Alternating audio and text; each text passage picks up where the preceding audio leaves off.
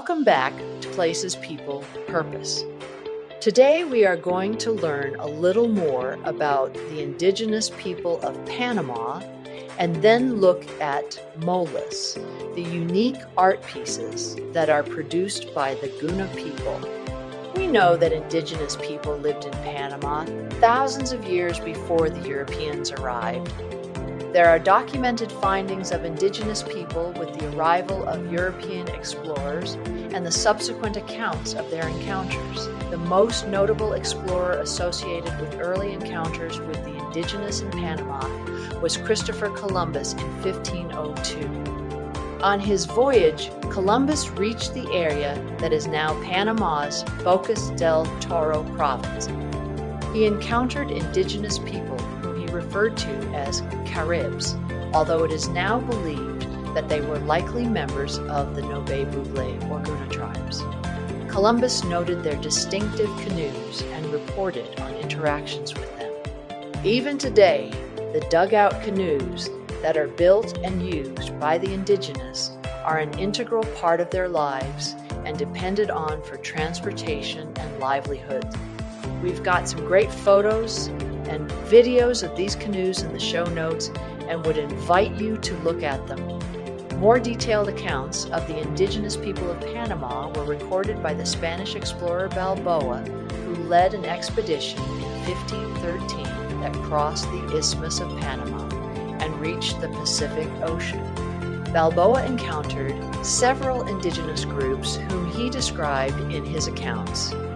The Spanish colonization of Panama began in the early 16th century, and as the Europeans established settlements and sought to exploit the region's resources, more encounters and documentation of indigenous peoples occurred. This documentation provided further insights into the customs, cultures, and social structures of the indigenous groups in Panama. Before the arrival of the Spanish colonizers in the 16th century, Panama was a densely populated region. When the Spanish arrived in the early 16th century, they began to colonize and exploit the region. The indigenous people faced significant challenges as they resisted Spanish encroachment on their lands and attempts at forced labor. However, diseases brought by the Europeans, such as smallpox, measles, and typhus, devastated indigenous populations as they had no built-in immunity, and this led to a significant decline in their population. The 2010 census from the National Institute of Statistics and Census indicates there were approximately 417,559 indigenous individuals in the Republic of Panama in 2010, which was equivalent to 12% of the population at that time. The World Bank's 2020 population statistic for Panama was 4,408,581. And this is based on Panama's 2020 statistical data as well as other available information. If we assume that indigenous percent of the population remained constant over the years, this would put the 2020 indigenous population in Panama at about 529,000 people. The indigenous people of Panama are governed by a combination of national and regional authorities, as well as their own traditional governance systems.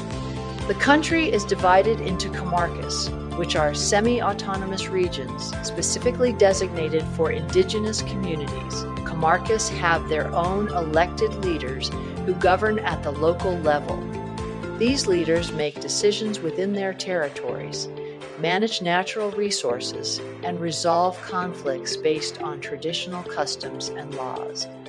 The Constitution of Panama recognizes the cultural, territorial, and political rights of indigenous peoples. It guarantees their right to maintain their cultural identity, control and use their lands and natural resources, and participate in the decisions that affect them. The government has established specific laws and regulations to protect and promote the rights of indigenous communities. Today, indigenous groups in Panama continue to struggle to protect their lands, cultures, and ways of life. They face challenges related to land rights, resource extraction, encroachment, and social inequality. However, there have been efforts to promote cultural diversity and empower indigenous communities through education, indigenous-led governance, and sustainable development initiatives. Let's now turn to the beautiful art pieces called Molas, produced by the Guna indigenous people. In the vibrant tapestry of indigenous art, few creations captivate the imagination quite like the intricate molas of the Guna people. Molas are meticulously handcrafted textile panels that showcase the Guna's rich cultural heritage and artistic prowess.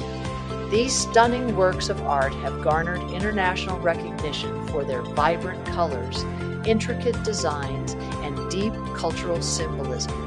Molas, with their roots tracing back to the late 19th century, serve as visual representations of Guna traditions, folklore, and spiritual beliefs. Originally, molas were incorporated into the traditional blouses worn by Guna women. Over time, these textiles evolved into standalone art forms. The word mola means clothing or garment in the Guna language, and it aptly describes the primary purpose of these intricately stitched panels. Molas often depict various themes, including nature, daily life, animals, geometric patterns, and mythological narratives. Through their art, the Guna people express their identity, preserving their cultural heritage while adapting to modern influences. Crafting a mola is an intricate and time-consuming process. It begins with layers of different colored fabrics, meticulously stacked on top of each other. The artisan then marks the pattern on the topmost layer and carefully cuts through all the layers to create openings. Using a tiny running stitch, the artisan then sews along the cut edges, creating intricate and detailed designs. The stitching is so precise that the seams are virtually invisible from the front, giving the mola a seamless appearance. The complexity of a mola's design determines the time required to complete it. Some simpler designs may take a few days, while more elaborate and intricate ones can demand several weeks or even months of painstaking effort.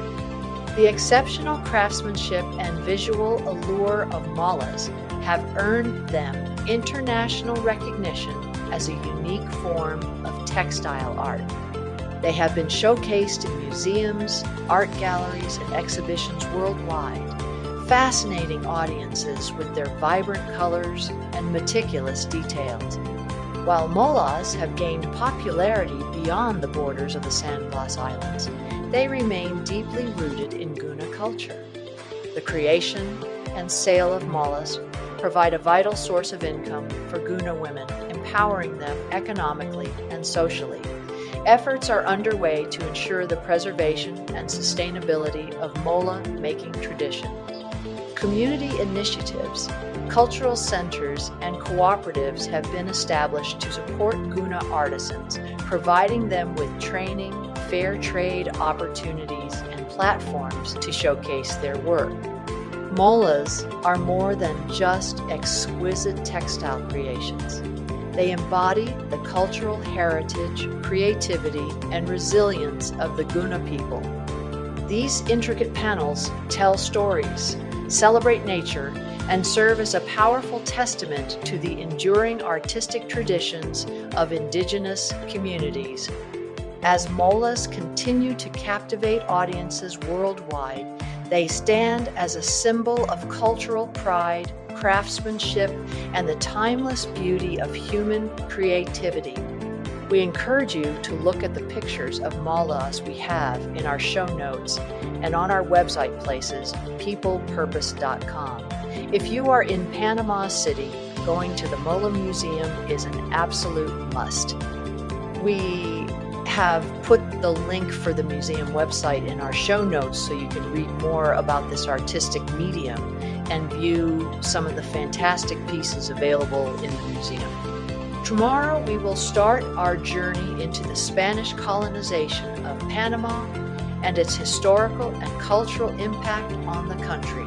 So please join us tomorrow for our next podcast of Places, People, Purpose, where we create connections to our world.